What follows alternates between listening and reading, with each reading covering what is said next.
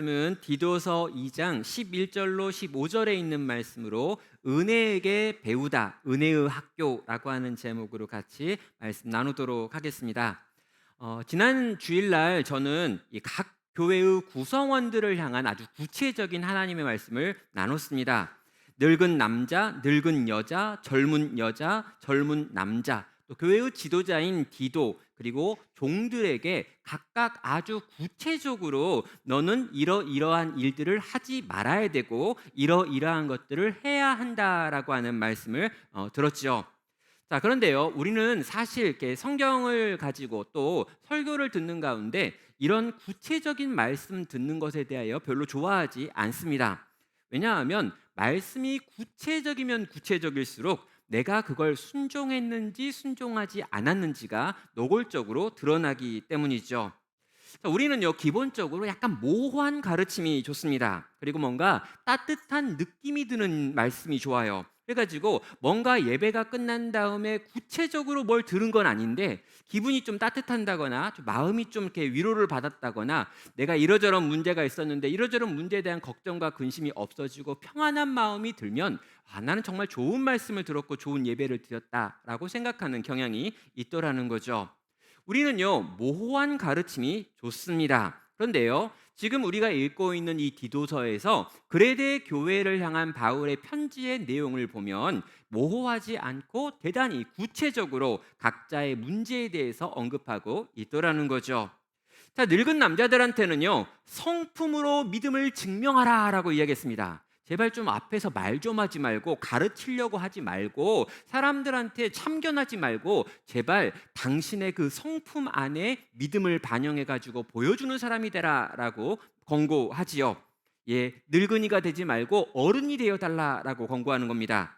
또 늙은 여자들을 바라보면서는요, 제발 그 입으로 실수 좀 그만해라, 뒷담화 좀 그만하고 악담 좀 그만해라, 제발 선한 말들을 하십시오라고 권하고 있습니다. 또 젊은 여자들한테는요, 가정 안에서 신실하라라고 이야기하고 있고요, 또 젊은 남자들을 바라보면서는 신중하게 행동하라, 제발 좀 나대지 좀 말아라라고 하는 이야기를 하고 있습니다. 그럼 교회의 지도자였던 디도를 바라보면서는 네가 바르게 가르쳐야 되는 것과 또 그 가르치는 내용의 본이 되어야 한다라고 하는 걸 말했고요. 종들을 바라보면서는 속이지 말고 훔치지 말고 신실할 것, 그 주인의 말에 신실하게 반응할 것에 대하여 명령을 했습니다. 자, 여러분, 이 명령들은요, 다 그레데 교회가 가지고 있는 어떤 문제들, 그리고 그 그레데 교회 안에 있었던 어떤 사람들이 하고 있는 일들을 듣고요, 그것들에 대하여 지금 구체적으로 언급을 하는 것이죠.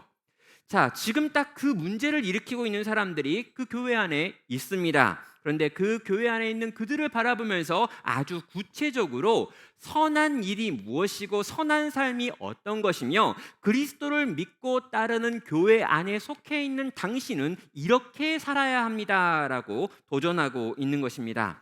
자, 왜 이렇게까지 구체적으로 말하는 걸까요? 이유는 한 가지죠. 예수를 믿는다라고 하는 것은 예수님을 닮아가는 것입니다라고 생각하고 있기 때문입니다.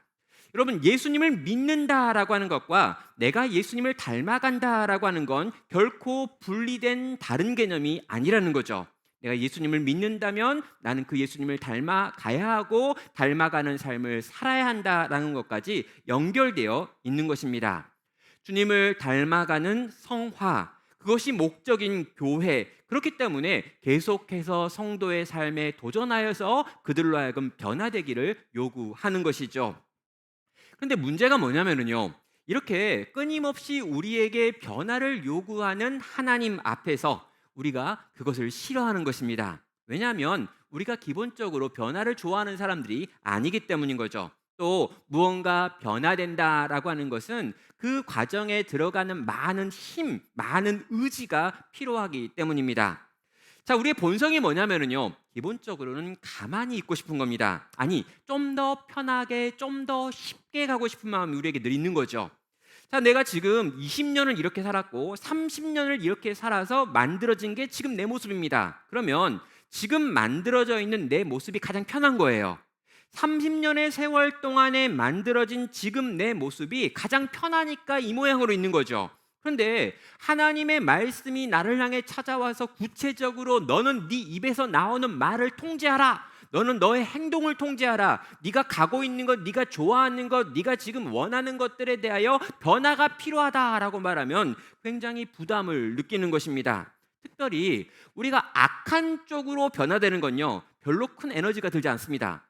망가지는 건요, 엔트로피 증가의 법칙과 연력학 제2 법칙에 의거해서 가만 놔두면 점점 더 망가지는 거예요. 근데 반대로 조금이라도 여러분이 선해지기 원한다면, 조금이라도 나은 사람이 되기 원한다면 굉장히 많은 힘이 필요하고 의지가 필요하다는 것입니다. 당장에요, 우리의 몸만 봐도 그렇습니다. 그럼 우리는요, 건강해지고 싶은 마음이 있고요, 아름다워지고 싶은 마음이 있고요, 멋있어지고 싶은 마음들은 있습니다. 그런데요, 이 일을 하려면 어떤 것은 먹고 어떤 것은 먹지 말아야 되고 얼마만큼의 시간을 얼마만큼의 운동에 써야 한다라고 하는 걸 우리는 알고 있어요. 이걸 전혀 모르는 사람은 없습니다. 왜냐하면 요즘은 너무 많은 것들이 이렇게 나와 있어가지고 건강해지기 위한 다양한 방법들에 대해서 많이 이렇게 보여주고 있기 때문이죠. 근데 문제는 뭡니까? 뭔가 시도를 해보는 거죠. 1월 1일 날. 그러나 1월 1일 날 시도했던 그 많은 도전이요, 실제로 몇 개월이 지난 후에 유지되는 건 굉장히 어렵고요, 연말이 된 지금까지 그걸 유지하고 있는 사람들은 독한 사람들밖에 없는 거예요. 왜 그런 걸까요? 선한 방향으로 움직이는 데는 굉장히 큰 에너지가 들고 그렇게 하는 것은 쉽지 않기 때문입니다.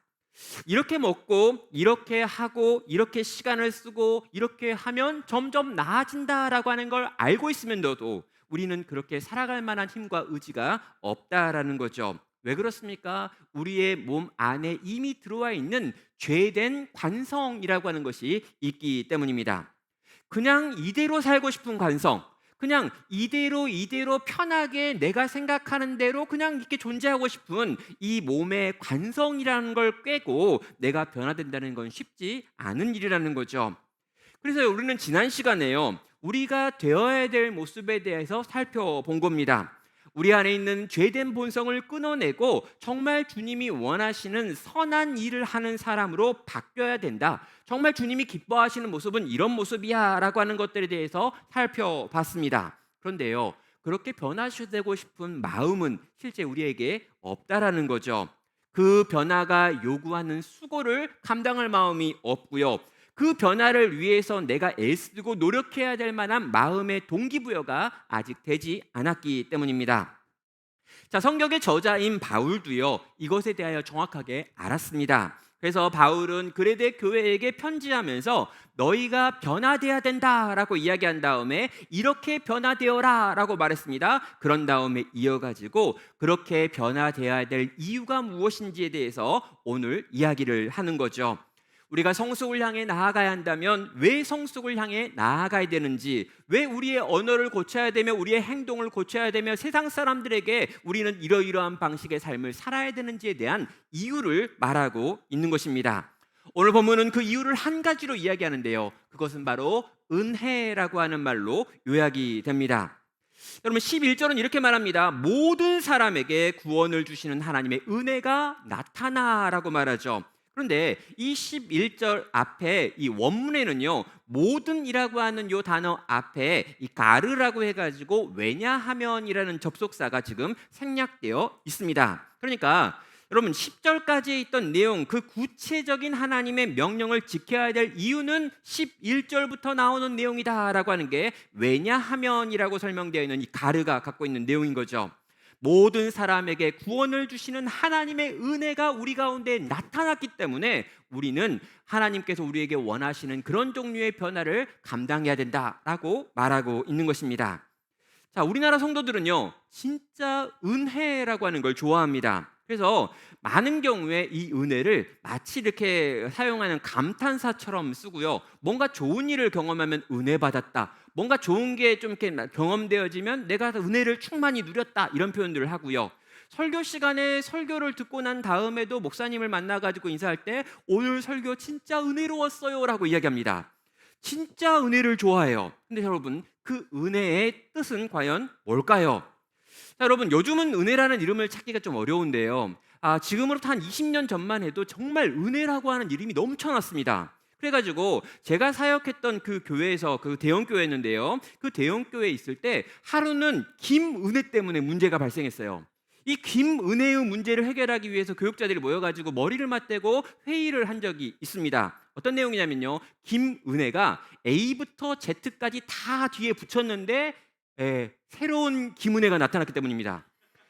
도대체 이 김은혜에게 도대체 이 A부터 Z를 다 붙여서 26개가 넘어갔는데 그 다음에 뭘로 붙일 것인가에 대한 논의를 해야 돼요. 왜냐하면 앞으로 또 김은혜는 나타날 것 같으니까.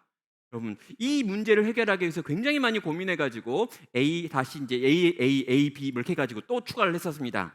여러분, 많은 사람들이 자기의 자녀의 이름을 은혜라고 부르고요, 그런 은혜들이 넘쳐나고 있는 게 한국교회인 거죠. 자, 그렇다면 그렇게나 은혜를 좋아하고 있는 한국교회는 과연 그 은혜의 제대로 된 의미를 알고 있는 걸까요? 막연한 느낌이 아니라 성경은 과연 은혜를 뭐라고 이야기하는 걸까요? 자, 여러분, 이 성경은요, 이 은혜를 이렇게 설명합니다. 값없이 주시는 하나님의 일방적 호의로서 그리스도를 통한 구속을 의미합니다라고 정의하는 거죠. 자, 오늘 본문 이 디도서에서 은혜를 이렇게 정의하는 거예요. 은혜는 하나님께서 인간에게 값없이 주시는 일방적인 호의다. 그리고 이것은 그리스도를 통해서 우리 가운데 주어진다라고 말하고 있습니다. 자, 하나님께서요, 인간에게 값없이 은혜를 베푸십니다. 값없이 우리를 사랑하셨습니다. 우리가 그분께 뭔가 내어드린 적이 없는데 그분이 우리에게 일방적으로 사랑을 하셨고, 일방적으로 호의를 베풀어 주셨고, 일방적으로 아들을 보내주셨고, 일방적으로 우리를 사망에서 생명으로 옮기시는 위대한 역사를 행하셨습니다. 이게 바로 은혜다라는 것이죠. 자, 여러분, 이 은혜를요, 지금 막 이렇게 설명하는 방식이 지금 두 가지로 여기서 이어져 나오고 있는데, 하나는요, 구원을 주시는 은혜다라고 하는 표현이 여기에 있고요, 다른 하나는 모든 사람에게 나타낸 은혜다라고 하는 것으로 은혜를 두 가지로 부연 설명하고 있습니다. 자, 먼저 이 은혜는요, 우리에게 구원을 주시는 은혜입니다라고 말하죠. 자, 여기 나와 있는 이 구원이라고 하는 단어가요, 신약 성경 전체에서 딱 한 번밖에 쓰여진 적 없는 단어입니다. 그리고 여기 나와 있는 이 구원은 해방 또는 석방을 의미하는 단어인 거죠.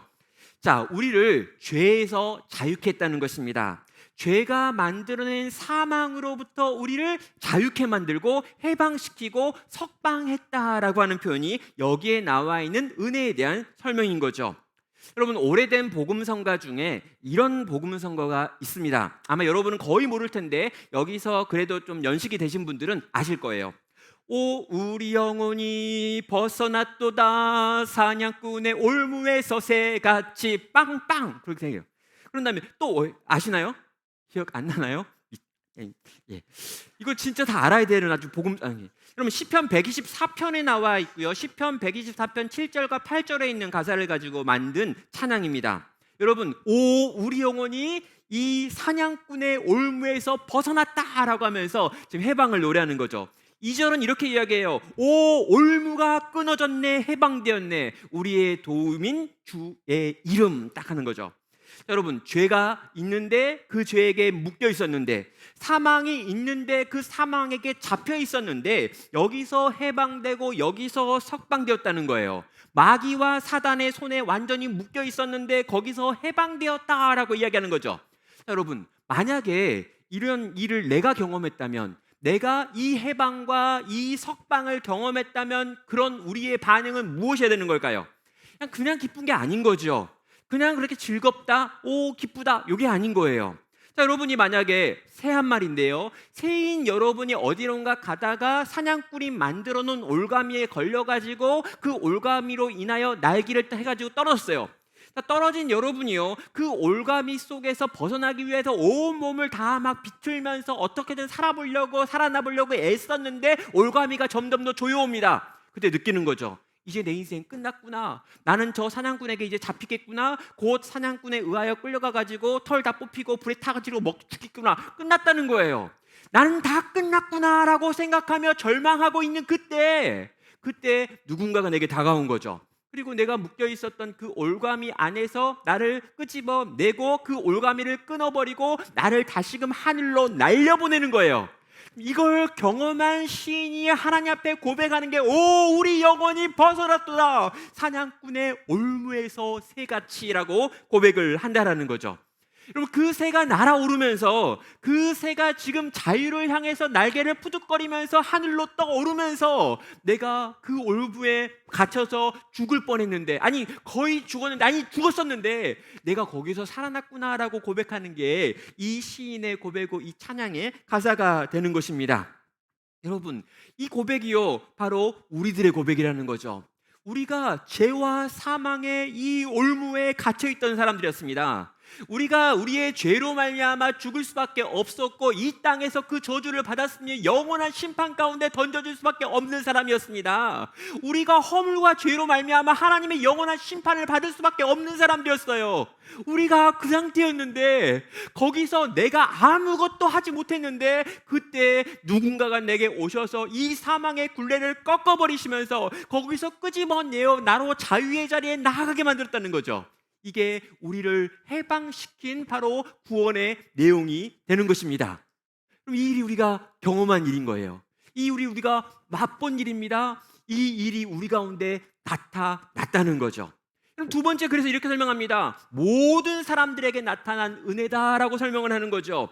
여기 나와 있는 이 모든을 착각하고 오해하면은요, 예수님께서 온 인류를 위해서 죽으셨다라고 하는 식으로 해석을 합니다. 그리고 예수님이 그렇게 죽으셨기 때문에 아무도 지옥 가지 않는다라고 하는 만인 구원설 같은 것들이 여기서 나오죠. 여러분, 여기 나와 있는 모두는 그런 의미가 아닙니다.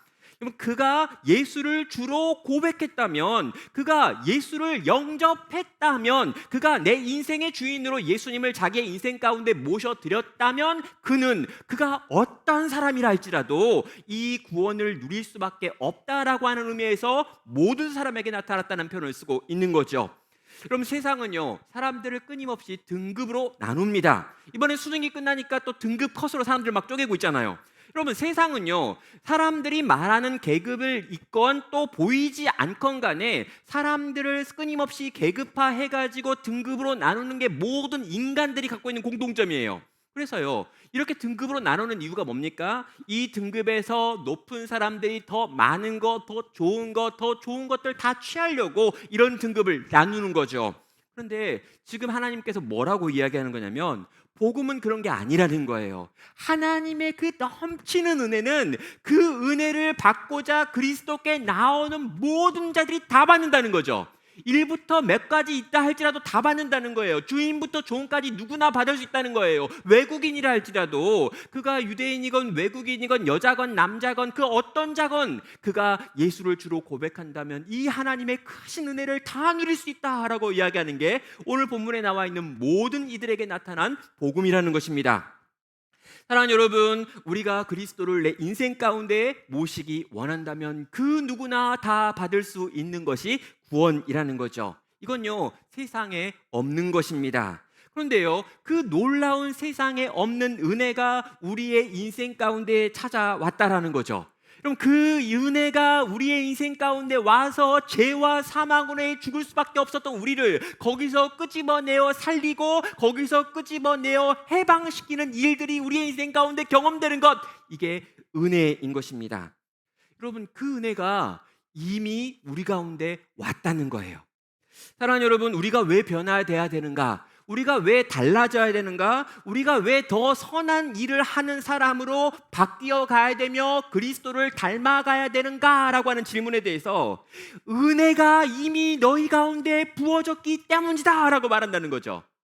사랑하는 여러분, 착각하면 안 되는 거예요. 내가 뭘 좀 잘해가지고 내가 이러한 선한 일을 열심히 해서 내가 이러한 명령들을 잘 지켜 행해가지고 하나님이 주시는 은혜를 받아야지라고 생각한다면 그거 잘못된 겁니다. 그렇게 배우면 안 돼요. 틀렸어요. 내가 열심히 주를 위해 살아가지고 천국 가야지, 내가 열심히 주님께 순종해가지고 하나님이 준비하신 상을 받아야지라고 생각하게 되면 잘못된 거예요. 여러분, 그렇지 않습니다. 뭐냐고요? 그 은혜가, 그 거대한 은혜가, 그 죄에서 사망에서 나를 살려낼 수 있는 해방의 은혜가 모든 자에게 나타나가지고 나 같은 인생 가운데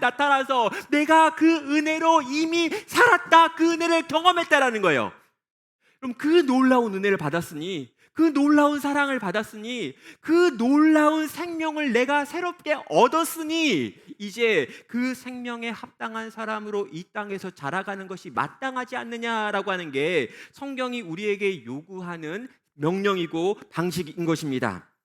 여러분, 큰 은혜를 받았으니 그 은혜 베푸신 이를 사랑하라는 거예요. 놀라운 은혜를 우리에게 주셨으니 그 놀라운 은혜에 제발 좀 반응하라는 거예요. 그렇게 큰 사랑을 받았으면 너도 그분을 사랑하는 게 맞지 않니? 라고 물어보는 거죠. 그렇게 놀라운 은혜가 너희 가운데 찾아왔는데 그 찾아온 은혜로 말미암아 살아난 너희가 그 은혜에 합당하게 사는 게 옳잖아. 제발 네가 지금 변화되지 않으려고 하는 상태, 그 가만히 있는 상태, 그냥 네가 살아왔던 그대로 그냥 그렇게 살고 싶은 그 마음의 상태, 그 죄된 관성을 깨고 은혜가 요구하는 대로 그렇게 가야 되지 않겠니라고 지금 우리에게 말씀하는 것입니다. 사랑하는 성도 여러분, 이 은혜를 기억하시길 바랍니다. 나를 죄와 사망에서 건져내신 은혜를 생각하는 거예요. 정말 차별 없이 나에게 부어진 은혜를 떠올리는 것입니다. 정말 내가 아무것 하지 않았지만 내 인생 가운데 베풀어진 하나님의 호의에 대하여 반응하는 것입니다. 이 은혜를 우리가 받았고 내가 받았고 이 땅의 교회가 받았다라는 거죠. 사냥꾼의 올무에서 그 올무로 인하여 점점 더 죽어가고 있던, 숨이 끊어져 가고 있던 그 새가 누군가 찾아와서 거기서 나를 끄집어내어 하늘로 날리신 이를 보면서 기뻐하고 감사하면서 나를 살리신 그분께, 혹시 그분께서 내게 원하시는 뜻이 있다면 그 뜻대로 살고 싶은 마음의 고백을 올려드리는 것, 그것이 성도의 삶이다라고 가르치고 있는 것입니다. 사랑하는 여러분, 이 올무에서 벗어난 새의 기쁨이 여러분의 기쁨이길 바랍니다. 정말 여러분, 정말 죽을 수밖에 없었는데 거기서 건져주신 하나님을 향한 감사의 찬양이 있기를 바랍니다. 정말 내가 영원한 심판 가운데 던져질 수밖에 없었는데 하나님의 은혜로 거기서 살아났다라고 하는 것이 내게 기쁨이고 즐거움이고 감사고 감탄이고 찬양이 되어서 하나님 앞에서 그 기쁨과 감사를 올려드릴 수 있는 여러분 되시기를 바랍니다. 그분이 나를 사랑하셨기에 나도 그분을 사랑하며, 그분이 내게 은혜를 베푸셨기에 그 은혜에 반응하여 순종으로 나아가 그분이 원하시는 그 모양 그 꼴로 변화되기를 소망할 수 있는 여기 계신 모든 성도 되시기를 주의 이름으로 축원합니다. 자, 그런데요, 이렇게 은혜가 이 모든 걸 만드는 이유다, 너희가 그렇게 살아야 될 이유는 그 큰 은혜를 받았기 때문이야 라고 말한 다음에 거기서 끝내지 않고요, 이어서 이 은혜가 또 다른 일을 한다라고 말하고 있습니다. 무슨 일입니까? 그 은혜가 우리를 양육하신다라고 말하는 거죠. 그럼 12절은 말합니다. 우리를 양육하시되 경건하지 않은 것과 이 세상의 정욕을 다 버리고 신중함과 의로움과 경건함으로 이 세상에 살고 복스러운 소망과 우리의 크신 하나님 구주 예수 그리스도의 영광이 나타나심을 기다리게 하셨으니 라고 말합니다. 여러분, 은혜가 나타났는데요, 지금 여기 나와 있는 이 은혜가 의인화돼 가지고 이 의인화된 은혜가 우리를 양육한다라고 말하는 거예요. 여러분, 은혜가 우리 안에 있어 가지고 우리가 그 은혜 때문에 주님을 위해 살아야 합니다. 그런데 이 은혜가요, 우리 속에 가만히 있는 게 아니라 우리 속에서 우리를 양육한대요. 이건 가르친다고 이야기하지 않았습니다. 이건 가르치는 건요, 애들이 좀 열심히 의지가 있어야 돼요. 아무리 선생님이 잘 가르쳐도요, 배울 마음이 없으면 못 배웁니다. 근데요, 이 은혜는 지금 우리를 양육하는 거예요. 부모가 자식을 끌어안고 그 자식으로 하여금 뭔가 사람 노릇하게 만들기 위하여 애쓰고 노력하는 것처럼, 유모가 이 아기, 아무것도 할 수 없는 아기가 사람이 될 수 있도록 애쓰고 노력하면서 그가 가지고 있는 모든 방법을 동원해서 그 아기가 변화되기를 위해 애쓰고 있는 것처럼, 지금 은혜가 우리에게 와서 우리를 양육한다라고 말하고 있습니다. 사랑하는 여러분, 은혜가 우리를 지금 끌어안고 있어요. 은혜가 우리를 이끌고 있습니다. 은혜가 이 햇빛, 이 뜨거운 햇빛 아래서 우리를 가려주고 있고요, 은혜가 우리가 다치려고 할 때 우리를 끌어안아서 대신 다치고 있고요, 은혜가 자기의 모든 걸 쏟아 부어 우리라고 하는 인생들이 정말 제대로 된 인생이 되게 만들기 위하여 애쓰고 노력하고 있는 모습으로 지금 이 은혜를 설명하고 있는 것입니다. 심지어 여러분, 이 은혜는요, 우리의 과거 속에서 일하고 있고요, 우리의 현재 속에서 일하고 있고요, 우리의 미래 속에서 일하고 있다라고 하는 걸 오늘 본문은 말하고 있습니다. 여러분, 그 은혜가 들어와 가지고요, 우리를 양육하는데요, 경건하지 않은 것, 이 세상의 정욕들을 다 버리게 만들고 있습니다. 이건 과거입니다. 현재에서 어떤 일을 합니까? 내가 가지고 있는 그 정체성에 맞도록 신중함과 의로움과 경건함으로 이 세상을 살게 만들고 있습니다. 미래에 대한 이야기까지 하고 있죠. 재림을 소망하면서 우리 크신 하나님 구주 예수 그리스도의 영광의 나타나심을 기다리게 만드는 것도 은혜가 우리 속에서 하고 있는 일이라는 거죠. 그럼 은혜가 우리를 양육하는데요, 우리의 과거에 버려야 될 것들을 하나하나 챙겨가지고 버리는 일들을 도와주고 있고요, 오늘 내가 이 땅을 신중하게 하나님의 뜻에 맞춰 살도록 애쓰고 노력할 때 그 일을 살아가게 만드는 것도 도와주고 있고요, 우리 구주 예수 그리스도 재림하시는 그날의 그 영광스러운 모습을 기다리게 만드는 것도 은혜다라고 말하면서, 은혜가 과거와 현재와 미래 속에 나의 인생 전체 가운데 충만하게 임해서 나라고 하는 인생을 양육하고 있다라는 걸 보여주는 것입니다. 사랑하는 성도 여러분, 성도의 과거와 현재와 미래가 다 은혜의 양육 아래 있다라는 거죠. 그 은혜가 오늘 우리를 양육하고 있는 겁니다. 그 엄청난 구원의 은혜가, 만민에게 부어진 그 엄청난 차별 없는 은혜가 오늘도 우리를 끌어안고 우리로 하여금 끊어내야 될 것들을 끊어내게 하고 살아내야 될 것을 살게 만들며 바라봐야 할 것을 바라보게 만드는 방식으로 우리의 생을 끌어가고 있다는 거죠. 사랑하는 여러분, 우리가 변화될 수밖에 없는 이유가 또 이거라는 거죠. 그 은혜가, 그 은혜의 능력과 힘으로 우리를 이끌고 있기 때문입니다. 사랑하는 성도 여러분, 이 은혜에게 부탁하십시오. 이 은혜가 요구하는 걸 들으십시오. 이 은혜의 명령을 따르십시오. 은혜가 우리에게 사정하는 그 목소리를 들으십시오. 은혜가 우리에게 바꾸라고 하는 것들을 바꾸시고, 버려야 될 것들을 버리시고, 살라고 말하고 있는 것들을 듣고 그것을 살기 위하여 함께 애쓰십시오. 그리고 여러분, 은혜가 우리를 소망하게 하는 그것들을 붙잡고 바라보면서 오늘 내가 걸어야 될 그 길을 걸어가야 한다는 거죠.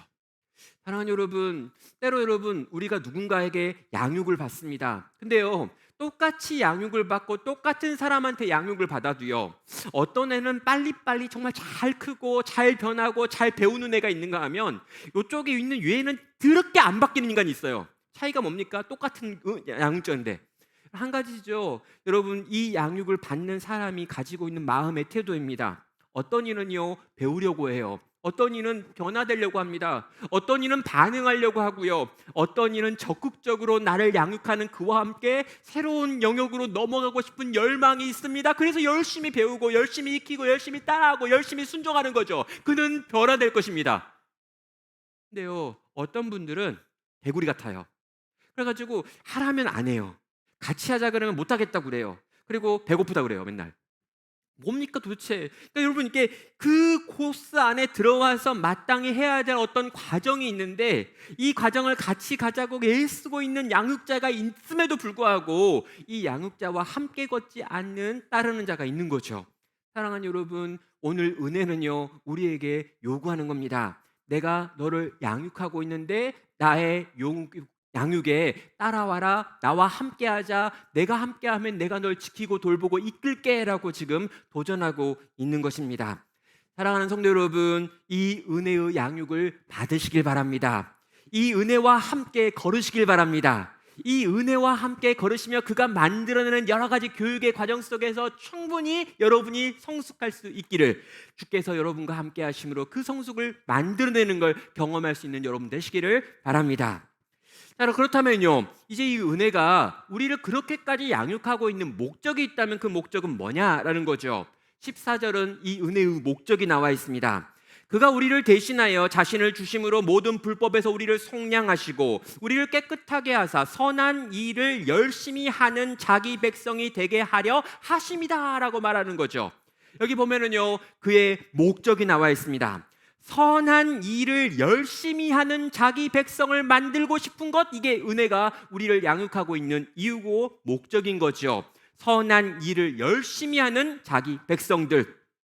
여기 이 사람을 만들기 위해서 은혜가 그 앞부분에 두 가지를 하고 있습니다. 하나는 속량했다라고 하는 내용이 나오고 다른 하나는 깨끗하게 하셨다라고 하는 내용이 나옵니다. 이건요, 노예가 있는데 이 노예 시장에 이 철장 안에 갇혀 있는 노예를 끄집어내는 걸 보여주면서 지금 이미지로 설명하고 있는 거예요.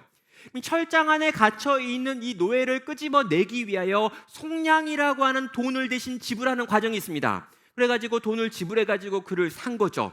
그런 다음에 이 노예가 지금 굉장히 더러운 상태이기 때문에 이 노예를 씻기고요, 이 노예에게 새로운 옷을 입힙니다. 이게 두 번째, 그를 씻기셨다라고 하는 의미예요. 그러면 이 노예였던 사람은 어떻게 생각합니까? 내가 이전에는 여기에서 노예였는데 이제 풀려나가지고 여기에 노예가 될 것이다 라고 생각하는 거죠. 그런데 아니라는 거예요. 그렇게 나를 속량하시고 그렇게 나를 씻기신 이가 나를 지금 어디에서 어떤 일을 위하여 세우셨느냐라고 말하는데, 선한 일에 열심을 부리는 자기 백성을 만들기 위해서 그 일을 했다라고 말하는 겁니다. 새로운 종류의 노예를 만들기 위한 게 아니었어요. 새로운 종류의 백성을 만드는 거였고요, 새로운 종류의 자녀 삼기 위하여 그 일을 행하셨다라고 지금 이 본문은 말하고 있는 거죠. 원래 더러운 인간이었습니다. 갇혀있던 인간이었습니다. 죄와 사망에 완전히 매어가지고 종노릇하고 있는 인간이었습니다. 그런데 그리스도 예수라고 하는 분께서 우리를 대신하여 자기의 모든 걸 쏟아 부어주심으로 그곳에서 우리를 건져내시는 속량의 역사가 일어났습니다. 그리고 그렇게 샀는데, 그렇게 살아났는데, 그렇게 풀려났는데 그를 예수의 피로 씻기셔서 깨끗하게 만드신 다음에 자기 백성, 자기 자녀, 자기 동생들로 우리를 삼아 주셨다는 거죠. 여러분, 그분이 오늘 우리에게 내가 너를 왜 불렀는지, 왜 구원했는지를 이렇게 말하십니다. 선한 일에 열심을 내는 자기 백성 만들고 싶어서 너희를 불렀다라고요. 그럼 선한 일은 뭐였습니까? 우리가 이제까지 들었던 그것들이에요. 정말 그 나이값 하는 거예요. 정말 내가 있는 자리, 있는 곳에서 내가 그리스도의 향기를 드러내는 삶을 살아가는 거죠. 세상 사람들이 보기에 참 매력 있는 사람들이 되는 거고요, 온전한 그리스도인으로서 그리스도께서 요구하신 여러 가지 것들을 삶 전체로 살아 보이는 사람이 되는 것입니다. 그런데요, 그 삶을 어떻게 사냐고요? 열심히 살아가는 자기 백성인 거죠. 그럼 이 열심이라고 하는 단어가 여기 나왔는데요, 이게 뭐냐면요, 열정적으로 살아간다는 거예요. 정말 자기가 정말 주를 위해 살아가는 이 삶을, 여러분 제발 이를 악물고 살지 마세요. 제발 좀 이렇게 뭔가 막 십자가를 짊어지고 가는 표정으로 매일 쓰면서 난 정말 가기 싫은데 안 가면 안 될 것 같고 두드러 맞을 것 같으니까 가는 그런 종의 얼굴 좀 하지 마세요. 여러분, 이건 너무 기쁜 거고요, 너무 즐거운 거고요, 그 크신 은혜에 대한 반응이고요, 그 넘치는 사랑에 대한 반응으로 나도 그분을 사랑하는 거예요. 그래서 나의 반응은, 주님이 우리에게 원하시는 반응은 뭐냐면 선한 일에 열심을 내는 자기 백성입니다. 열정적으로 즐겁게 기쁘게 감사하며 노래하면서 내게 주어진 선한 삶을 살아가고 있는 사람들, 그게 주님이 원하시는 성도라는 거죠. 사랑하는 성도 여러분, 즐거워하십시오. 왜요? 그 은혜가 우리를 붙잡았으니까요. 여러분, 기뻐하십시오. 그 차별 없는 은혜가 우리 가운데 부어졌으니까요. 사냥꾼의 올무에서 우리가 풀려났으니까요. 그 감옥에서 우리가 풀려났으니까요. 영원히 죽을 수밖에 없는 그 거대한 철창에서 우리가 건진받았으니까요. 사랑하는 여러분, 이 큰 은혜, 이 엄청난 은혜, 이 놀라운 은혜가 우리 가운데 부어졌기에 그 은혜로 말미암아 살아난 우리에게 그분이 원하시는 것은요, 그 은혜에 감격하고 그 은혜가 좋고 그 은혜에 반응해서 기쁨과 감사와 찬양과 자원함으로 주님께서 내게 원하시는 선한 일을 위하여 나의 삶을 살아가는 백성이 되는 것입니다. 사랑하는 성도 여러분, 마지막에 그래서 디도한테 이렇게 말하죠. 디도야, 너는 이것들을 말하고 권면하고 모든 권위로 책망하여 누구든지 업신여김을 받지 말라라는 거죠. 뭘 이야기합니까? 이 은혜에 대해서 이야기하라는 거죠. 이 은혜가 너희 삶을 바꿔야 한다라고 말하는 거예요. 사람들하고 부딪히는 거 싫어가지고, 사람들하고 껄끄러운 관계가 되기 싫어서 변화되지 않아도 괜찮다라고 말하는 세상 속에서 그거 아니고, 그 은혜는 너를 고치고 너를 바꾸고 너를 혼내서라도 변화시키는 분이니 제발 받기라고 하는 말씀을 전하고 나누라고 하고 있는 것입니다. 사랑하는 성도 여러분, 은혜가 우리 가운데 부어졌습니다. 그 크신 은혜가 우리 가운데 있습니다. 그 은혜가 우리를 양육합니다. 그 은혜가 오늘도 우리를 이끌고 있습니다. 그 은혜에 붙들리시길 바랍니다. 그 은혜가 요구하는 걸 한번 순종하길 바랍니다. 그 은혜가 요구하는 선한 일을 위하여 우리의 삶을 고치고 바꾸는 그 변화의 삶을 다시금 결단하고 그 은혜와 함께 변화되어 가는 하나님 백성 되시기를 주님의 이름으로 축원합니다. 함께 같이 찬양으로 주 앞에 나아가겠습니다.